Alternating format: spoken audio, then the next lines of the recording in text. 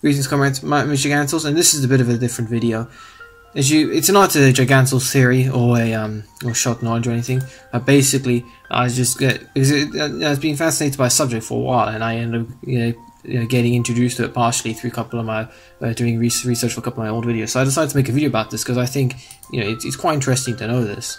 So as you can see from the title, it's basically what exactly are angels, because they're quite interesting. They're quite interesting when you try and understand they're quite interesting when you try and understand what they are, because they're different. Like, instead of they're divided into choirs or the groups, then three of those, the top three, middle three, and bottom three, are in their own separate spheres, and each of those spheres has a specific role in creation. And the angels vary so much; they're completely unique. And when you look at what their roles are, it's incredible what they do. And you can see some of this in the Bible, just because it doesn't get too much. It's a bit hard to just read the Bible once and you understand what they are, but that's why I'm doing it, so you can try and understand what they are. So exactly what are angels? Well, basically, angels are created beings just like us, from which you see in Psalms 148, 2-5, and in Colossians 1:16. And comparing them to us, men are slightly less than angels, which is in Psalms 8, 4-5. So we've got free will, we're made in God's image, we don't have wings though, or a bunch of other roles, or even different faces that you'll see later on. But so angels and us, we're not the same. There's a big jump between us, but we're quite close compared to all the other creatures on Earth. And the angels are basically, they're basically agents of God. So there's some of them are with Him, some of them do His work around the universe, some of them act as a means of communication between us. Each of them have a very specific role, and I'm going to basically tell you what they are. So the first sphere of angels, or the top three choirs in the hierarchy, they're basically the heavenly servants and attendants of God.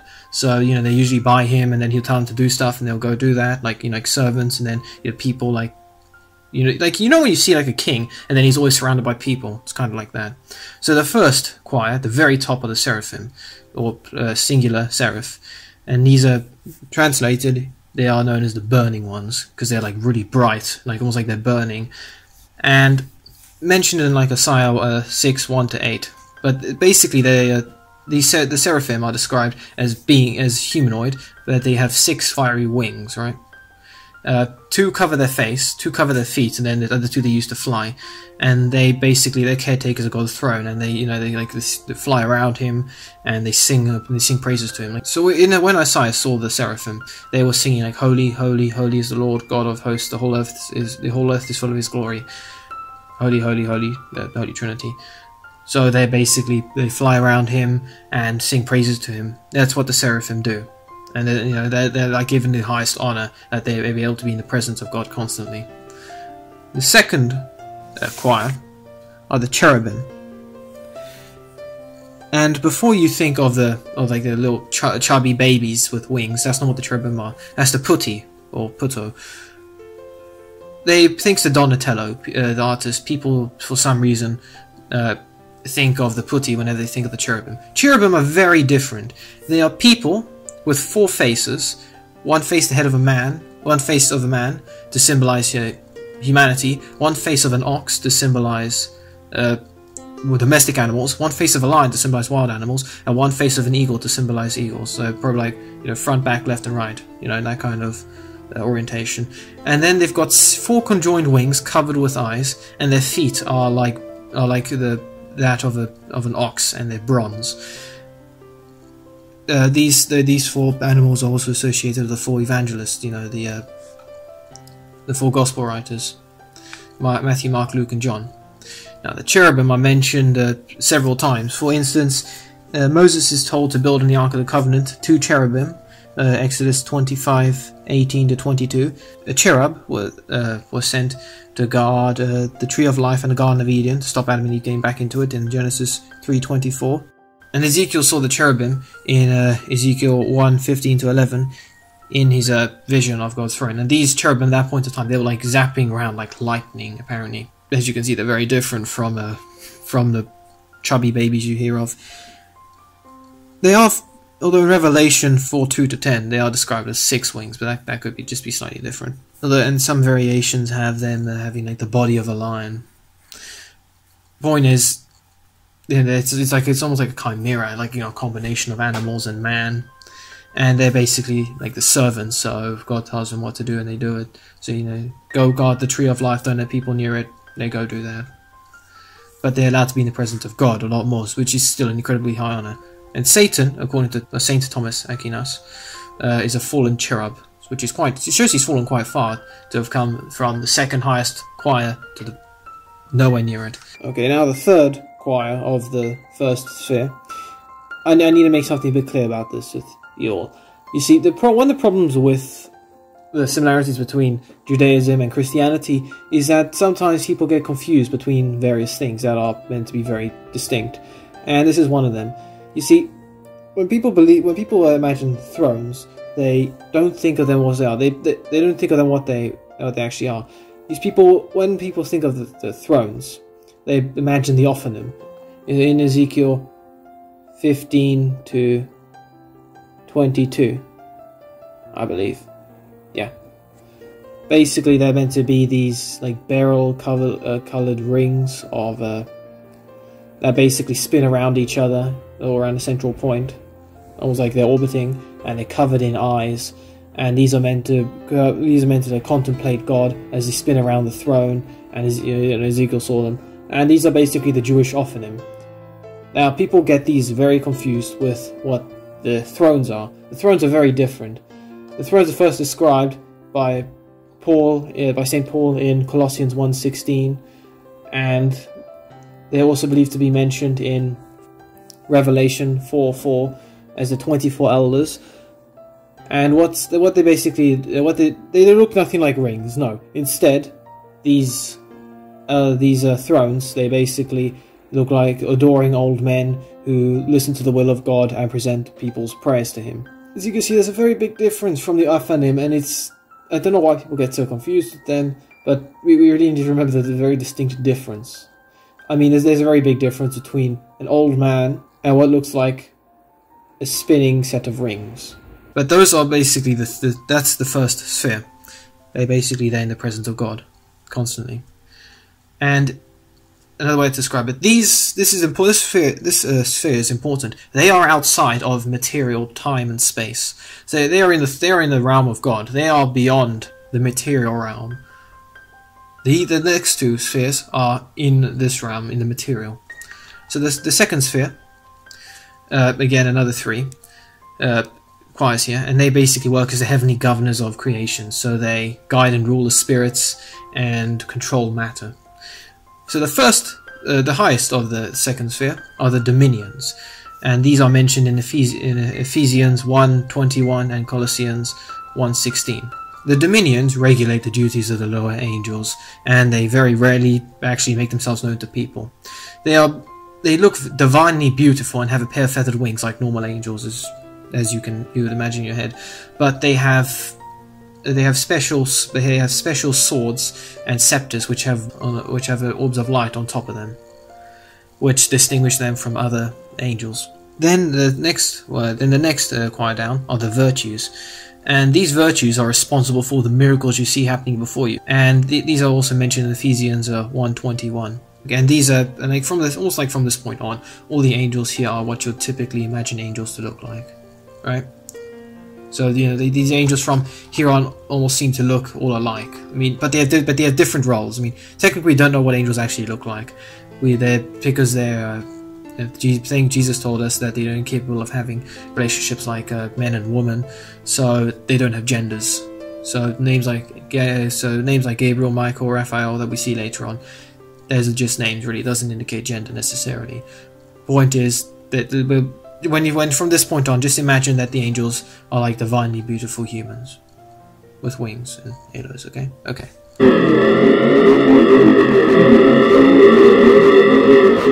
So below the virtues are the powers, and the powers are known as the warrior angels. So they're usually shown in full armor and helmet, and they have weapons and like shields and spears and chains. And their job is that they basically go around the universe and make sure that the universe is in constant order. So you just imagine a group of angels like flying around the galaxy, making sure that all the stars are spinning right and none of the planets are smashing into each other. They basically do that. They're the ones that are keeping the universe moving and in order. And they're also responsible for, because they're war angels, they're also responsible for battling evil spirits, especially those who are trying to destroy the universe and mess around with it. And they can cast them to detention places. These are mentioned in Ephesians 3:10. Okay, now that's the second sphere. And the third sphere, the final one, is important because these ones have, because whereas the first sphere are with God, and they basically they're directly in His presence and work for Him. The second sphere basically maintain the creation by following the orders of God and the orders of the angels above them. They're basically maintaining it all. But the third sphere are the ones that are involved in human lives. They are involved not in just running they're not involved in running the material world, but in material realm, but they're involved in helping us. So these angels here are known as our protectors and heavenly guides and our messengers. The highest in this sphere are the principalities, and these are also mentioned in Ephesians 3:10. These basically guide and protect nations and groups of people and the institutions like the church. They sometimes administer and assist, and they basically charge the angels and tell them what to do and try and fulfill the divine ministry. Similarly to the dominions, these angels also these angels have a crown, and they also carry a scepter. And they listen to the angels in the hierarchy, and basically give blessings to the material world, and they keep they educate and guard the earth, people on it. They're also believed to inspire things like art and science for us, to understand. So when we try and understand God through a science, or when we're trying to depict them in Him, His works in art, that's the principalities helping us. Second from the bottom, you could say, yes, is the archangels. The archangels here.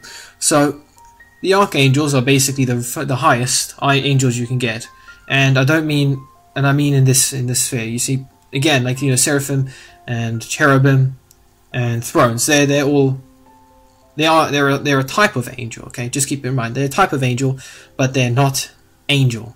Okay. Then you have the dominions and virtues of powers. They're a type of angel, but not angel. The archangels are the highest ranking angels, which include them and all the angels themselves, like the ones you actually think of it when people mention the word angels. They're the archangels and all the angels below them. The archangels are basically the highest ranking messengers and angels among them. Okay. So the archangels do lead the angels, but they don't lead the other heavenly beings, you could say, in the hierarchies. The word archangels actually is mentioned in 1 Thessalonians 4:16 and Jude 1:9. However, people aren't exactly sure how exactly. We don't know too much about the archangels. All we know is that there are 7 archangels. In the book of Tobit. When the Archangel Raphael reveals himself, he says, "I am Raphael, one of the 7 angels who stands in the glorious presence of the Lord, ready to serve Him." So we know that Raphael, this is in the Old Testament, Raphael was the first archangel to be confirmed. In the New Testament, the 2 archangels, Gabriel and Michael, were mentioned too. But we don't know what the identity of the other 4 are. I mean, those of you who for some reason read the Book of Enoch may say, "Oh, well, Uriel is one." The Book of Enoch doesn't really have much of a standing, given how much it contradicts the rest of the Bible, which is why very few people actually consider it canon. So Uriel, as far as we know, isn't an archangel. We only know their identities of. But then these 3 archangels have an important role. So Raphael is basically the archangel of healing. So you pray to him when you're healing or when you're going to go on a journey. I mean, the Book of Tobit, he helps Tobias where in his journey. Gabriel is a messenger, so you pray to him to help you understand and learn things. And then Michael is a warrior, and so you pray to him like the prayer to Saint Michael the Archangel. I used to always get confused between Archangel and Archangel. I don't know how to pronounce it, but he's basically meant to help defend you against evil spirits and the demons and the works of Satan. So he's basically the fighter. He leads the army of heaven, a big tough guy. Although it could be said that the Archangel Michael is like in the Old Testament he was a protector of Israel, and in the New Testament he's the protector of the church. Which, given how much the church has been through, like how many times it's been invaded and attacked, it's incredible it's still here. Seriously, which that probably is the reason why it's still here, because it is being watched over. But those are the archangels, so they're basically 7 highest ranking angels. They preside over all the other angels below them. We only know 3 of them, and then the final choir are the angels themselves, but that doesn't mean that they're not important. I mean, there are numerous types of these angels, and they're all concerned with the affairs of men. So they help us with the different functions and different things like messengers and keeping an eye on us and everything. There are tons and tons of angels. Okay, these ones, guardian angels, are almost like an order of the angels. I mean, they're not another group. Rather, you could say that all guardian angels are angels, but not all angels are guardian angels. And there is believed that there is a guardian angel for every single person on earth, and these guardian angels are meant to guide us towards God. Keep us safe and pray for us and try and lead us towards God. A lot of people don't listen to them, to be honest. But even for people who aren't religious, there is a guardian angel for them. They're trying to lead them. It depends whether or not they're being listened to. And these guardian angels actually they're basically there to help us, which it's quite nice to imagine. Just you can't see them, but they're busy like watching over you.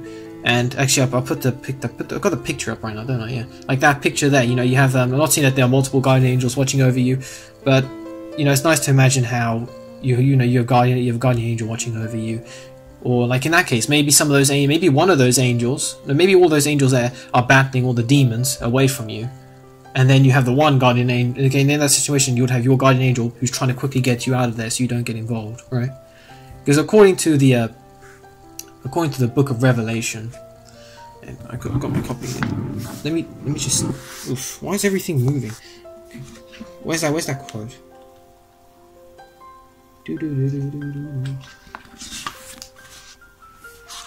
Oh, thanks, Tesco. Okay, and so. It is believed that in Revelation 8:12, when it mentions how 1/3 of the stars fall from the sky, it links to Revelation 12:7-9. Basically, Satan is thrown down from heaven after he's defeated by Michael again, with all of his angels. So it is believed that the number of stars that are in the sky is somewhat consistent with the number of angels that are fallen or not. So. If you think about how many stars there are, right, there's maybe like 100 billion in this galaxy. So, you can see there's almost like 100 billion angels, right? And then 1/3 of them fall to the earth, right? Well, what I think, okay, and this is my theory here. So what I think it is that, so you have 1/3 of those, 1/3 of all the angels come crashing down, like fallen angels, and they try and mess up our lives. And then you have 1/3 of the non-fallen angels who come and fight those fallen angels, trying to protect us. And then the last third angels, basically then, like while those two are fighting, the last third basically try and lead us away from those fights, to try and basically trying to lead us towards God. That's what I think. So 1/3 of the angels is trying to corrupt us, 1/3 is protecting us, and then the other 1/3 is trying to lead us away from all that danger. So helping the one that's defending us. But that's what I think. But it's as you can see, it's a lot more complicated than just saying angels are beings with wings that appear to people in dreams. See, the 9 choirs. Each of them are unique. Each of them have their own role in God's plan. Each of them have a role in creation. There are 3 types of angels alone that are trying to help us. Like that is something, right? So whenever you guys think you're alone, you really are not. You have angels watching over you. You just need to listen to them, and then you will hear them, and then you'll realize just that you're never truly alone. I mean, I know that my guardian angel is watching over me. He's probably watching me make this right now, like crying, and his eyes out, saying, "He recognizes me. Don't worry, man. I love you too." Anyway, that's enough for now. So the point of this video is that now you know the 9 choirs of angels and the 3 spheres that they're in, and what their role is in creation and what they look like. And whenever you see a picture of a cherub, just know it's not a cherub, okay? If it looks like it's got 4 faces, then it is a cherub. Just remember that, okay? Okay, good man. So anyway, if you like this video, please give it a like, and please share my videos, please comment what you think of them and the other videos you want me to do. Please subscribe to my channel so you can see more content, and please ring the bell to keep up with my video releases. Do let me know if you want to hear more videos like this. I mean, studying Christian angelology is quite interesting. I tried to look at Christian demonology a while back, but it's not as complicated, but it's a lot harder to understand from what I know. But if you want to hear that, let me know. Okay, but yeah, that's for another time. So if you want to hear about that, just let me know, guys. Anyway, see you next video, comrades. Until then.